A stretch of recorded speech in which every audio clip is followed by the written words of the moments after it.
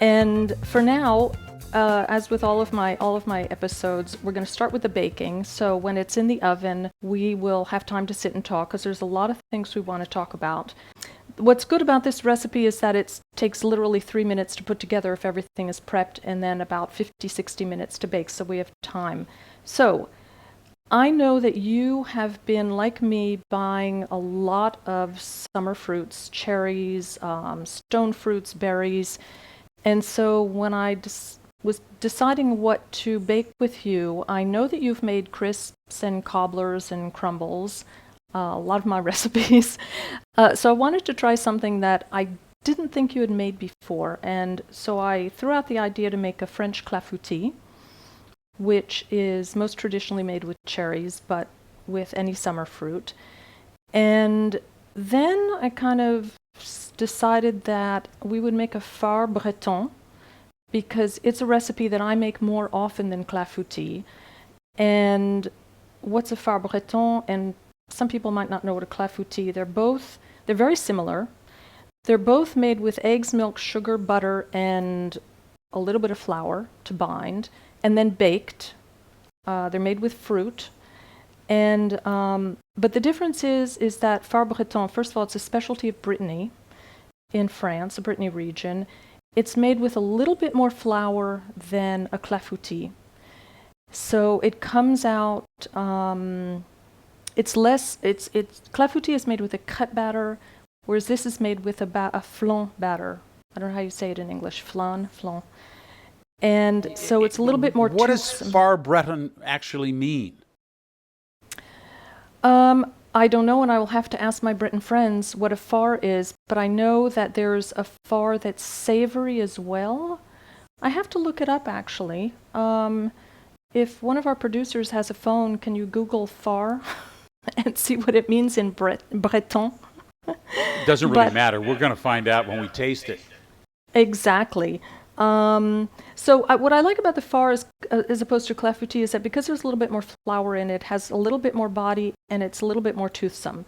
It puffs up like a clafoutis. It puffs up while it's baking, and then normally you take it out of the oven, you let it sit and settle for about 10 minutes or so, dust it with powdered sugar, eat it warm, and it's fantastic. It's very rustic, but I also love it chilled because then it gets denser and a little bit chewier.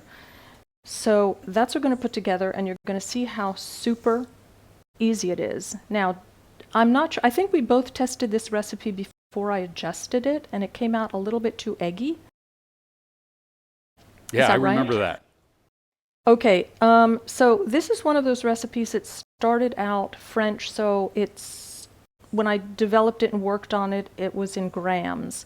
So the best thing to do is use your good old digital scale, and I know you have a new one, and set it for grams. Yeah, So, because what I found out when I got the digital scale, I had a very inaccurate one that was given to my wife as a gift, and it just worked off of weight, and you rotated a dial, and you couldn't really read how many grams were on it. But with the new one, I realized that my measuring spoons were inaccurate. I was putting in too little into the recipe. So the scale I think now is a must-have, especially when you're trying to do accurate recipes. correct. And when I develop recipes, especially when I'm developing French recipes, I work in grams, and I do translate it into American cups and measures, but working with a digital scale in grams is always, like you said, much more accurate, because it's not, and sometimes I even surprise, even after 30 years of doing this, it still surprises me that it's not exactly the weight that you think it is, and it's not easy to go back and forth. Okay, so I have my oven's preheated to what is it? Oops, let me find my recipe. Okay, to 425 Fahrenheit, 220 Celsius, and I have this is my old terracotta baking dish that is about 8 by 12 inches and an inch and a half deep. It will puff up, so you want something a little bit with sides. I got something like this. It's square, but it works. Okay. I think. We'll find You out. know, we're supposed to put this in. We're going to melt a little bit of butter, right? First, Right. pat of butter, about a tablespoon. I only use about a tablespoon. I just put it in long enough into the oven for it to That's be good spread. because a lot of just the like a French minute. recipes that I've seen, they have you put an entire stick of butter into the dish as you start. Well, it's funny because when I pulled out my original recipe, which I had actually redeveloped and adjusted from a friend of mine who born, raised, and lives in Brittany, who gave me her family's recipe. I haven't made it for years, and so I pulled it out a few weeks ago, and it did call for 2 tablespoons butter, and the end product just kind of seemed to be swimming in butter, so I just halved it. So I'm just going to leave mine in for a minute. Okay, so mine is just kind of starting to melt. Yeah, same It's as mine. good, but it's soft. So I'm just going to, with my pastry brush, just brush it around. I think I need a mitt. So just make sure that the bottom and She the needs a mitt. I need a mitt. Yeah, just make sure it's really smeared all around and well coated. In fact, this is a lot. I'm going to take some out. Okay, I'm going to just get them all over the bottom, get them on the sides. All the way to the top. In fact, I'm going to take a little out because it's, yeah, really, really well. This is great. I can't wait for the end result, but I'm going to have to. Okay, so this is good. Mine is just kind of really buttery. Yeah, one was enough. Yeah. Oh, and traditionally, Brittany, like Florida, where I grew up, is a salted butter region. So traditionally, everything made in Brittany, whether savory or sweet, all desserts even, are made with salted butter. And usually they say if you replace the salted butter with sweet, you kind of double your salt, or add a little bit more salt than you normally would in the recipe. So then I have prepared my plums. So this is what I'm using, yellow plums, because I first tested it with apricots and it was fantastic. And I went back, this is France, I went back like 3 days later to get more apricots, and there were no more apricots. So I bought yellow plums, and it's delicious. Cut them in half, remove the have pit. cherries. And you have cherries. And this is where we're going to discuss this, Jim. Oh, Okay. yeah. No, that's... Jamie, you sold me on that one. I was very proud. Sent Jamie, a picture even of I had a beer bottle or some kind of a bottle, and Oh, yeah. I was then putting each cherry on top of the bottle and taking a chopstick, driving it down through there to get the pit out. It was about 75% effective, but she introduced me to that gizmo there. Not cheap, I got to tell you, not cheap. About $34. $34. But man, you can go through 5 pounds of cherries. Well, first of all, in France, I paid 16. Oops, I just dropped mine. So I have one for cherries. See, I bought them originally for jam because I'm doing 6 kilos of fruit at a time. So it's a plastic gizmo with how do you call that? Like a plunger that pushes the pit out of cherries, and you can just go thunk, thunk, thunk, thunk, thunk, and do pounds of them at a time. They just roll out, and it completely removes the fruit. You don't get fruit left on your pit. And then I have one for plums, and I did 5 kilos of green gauge plums yesterday in like half an hour, and it's Wow. fantastic. So, I know, I thought it was really expensive when I purchased it, and after I had pitted about 4 pounds of cherries in a half an hour or less, I was sold 100%. I mean, it just made it so easy. And then when you slice them in half, you guarantee you got the pits out. I had one pit that was left in those 4 pounds. But hey, one's enough to cause a lot of trouble with your guests. Yep. Okay, so We're going to take our fruit, our prepped fruit, and just put it in your buttered dish. Spread it out. So I use 6 to 8 yellow plums like this, or 6 to 8 apricots, depending on how. Now, I didn't cover the whole bottom of the dish. Should I put in some more? No, it's okay. No. I don't know if you can see what I've done here. Whoops, they're sliding around. Yeah. And this is a little more than I did the other day, only because I decided at the last minute to add an extra one, but just a very, yeah. I might add another handful. Okay. Because I've got them. Use them up. I tend to use, when I have fresh fruit that's in season, while it's fresh, I tend to try to use all of it. Yes. Okay, so I'm going to lower my camera so it's focused on my bowl. So this is super easy. So we're just going to crack your 3 eggs. Okay, again, in this kind of recipe, your eggs should be, they can't be too small or they can't be too big. If they're too big, I already made that mistake and your recipe comes out incredibly eggy. So a French large egg is between 60 and 65 grams, and yes, I forgot to figure out how many ounces that is, but 60 to 65 grams per egg. These are about 60, you know. Yeah. I weighed one of them. When I was in the ballpark, I said I don't have to do any more. These are just regular old Kroger large eggs. Right. Okay. So all right, so we got those. Okay. A little vanilla. Do we put the vanilla in now? Well, I usually beat my eggs until they're just blended, which doesn't take very long. Yeah, and then you're going to add your vanilla, about a half a teaspoon vanilla, and about 4 tablespoons, 60 grams of sugar. And the good thing about sugar is that it's exactly the same weight and measure from country to country. Method of measuring and weighing. So just add those in. Stir till blended. Whisk. I'm just using a whisk. And it's also one of those recipes, all you need is a bowl and a whisk. Do you add the sugar gradually or how? No, I just dumped it in and then I whisked. Yeah. Like that.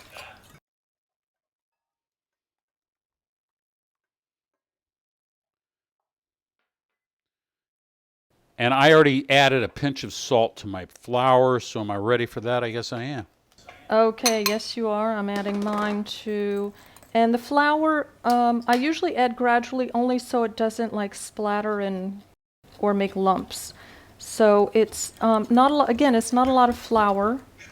A good pinch of salt and about 80 grams, which is, six gently rounded tablespoons, but again, weigh it. And then you're just going to want to blend it in until it's as smooth as you can get it,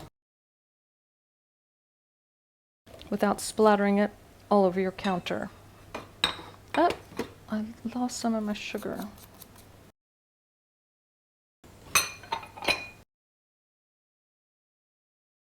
And believe it or not, we're almost there. Okay, mine is nice and smooth. It thickens a little bit. Okay, now I warmed so it's 2 cups milk, which is about 450 milliliters. I just warmed it from the fridge for about a minute and a half in the microwave. It's barely tepid. It's tepid.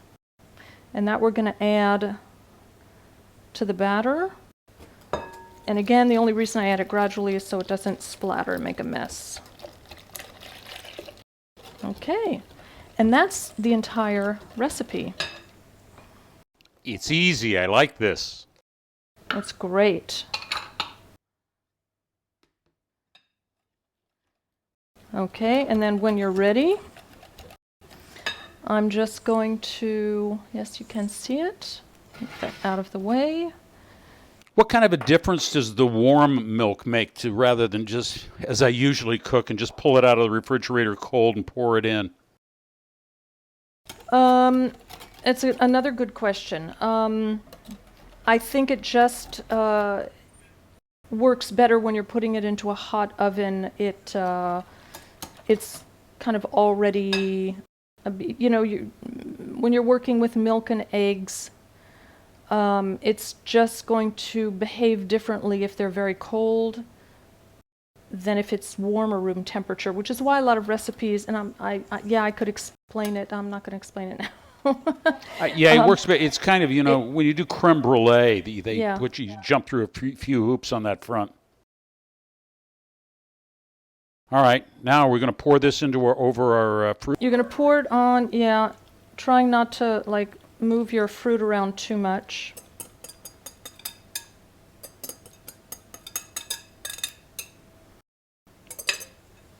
If you have to, you can push your fruit around a little bit. My cherries are floating. So are my little plums. And then very carefully put it in the oven so it doesn't spill all over the floor. Which always reminds me of the time my mother, who almost never baked, she for some reason decided to bake like a cream pie, made it on one side of the kitchen, turned around to carry it to the oven, and it flipped over onto the floor. So I'm always very careful.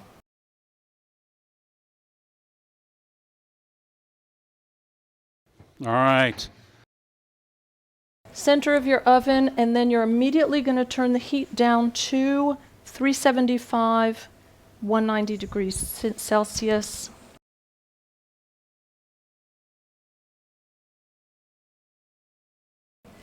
And we are going to keep an eye on that.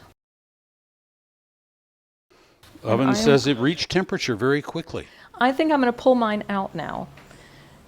Okay. I'm going to pull mine out of the oven. I can't wait to see. I mean, it looked great. Just checking it out, just looking in there. Yes, mine is done, and it's really gorgeous and really puffed, and it's still a little jiggly, and if I don't burn my hands, I'm going to show it to you and the crew. Now, let me see if I can do it like this. Okay. Here is a far. Can Matt see that, Joe? I'm going to do the knife test. It's lightly golden brown. It's puffed up. It's bubbling around my fruit. It's coming out clean on the spoon. There's nothing on the spoon. Can you, wait, yeah. Did you see mine? Let me see. I don't know how well you can see mine. Can you see that? Yeah. Oh, wait. Now yours is beautiful. A much different look. Yeah. But, it's gorgeous. Okay, I'm going to put it to cool. So normally when that's beautiful, beautiful, beautiful. So normally you'll let it sit for, 10, 15 minutes. It should shrink down a little bit. Yeah. And then, let it go for 20 minutes if you don't want to burn yourself. And then just dust it with little powdered sugar. And eat it, and then keep whatever left over in the fridge, and it chills and it firms up a little bit more. And I love it that way anyway. So perfect. It looks far. That is far Breton. Yes, it is. There you go. We did it. Oh yeah, real French. That was incredibly easy. It is. If somebody's just tuning in now, this was incredibly easy to do. I mean, once you get together your ingredients. This is 10 minutes at the max. And then, of course, you have to put it in the oven for an hour, 50 minutes. But then you can sit and chat with friends. So yeah, the time goes by very quickly. So I have all my questions answered. This was a fascinating time. I loved cooking with you, baking with you, and I hope we get to do it again. Oh, we will. I'll have some problem. I'll come running to you. And I have to be mindful of the time that it is, because we got 6 hours difference between us. You're there in Chinon, France, and we're here in Atlanta, Georgia. Yep. But from around the world, food brings people together. does. And It does. I think we'd go stir crazy if we didn't have others to rely on and recipes to share and little changes that we make. Absolutely. And now everyone knows why I love Jim Clancy. There you go. And so I will wrap it up and say thank you so much. This was an amazing, amazing, I don't know, hour? Yeah, it's been an hour. And great fun and fascinating. Thank you for sharing all of that with us. Thanks for And having us, Jamie. See you soon. see you very soon on Twitter. There you go. Thank you.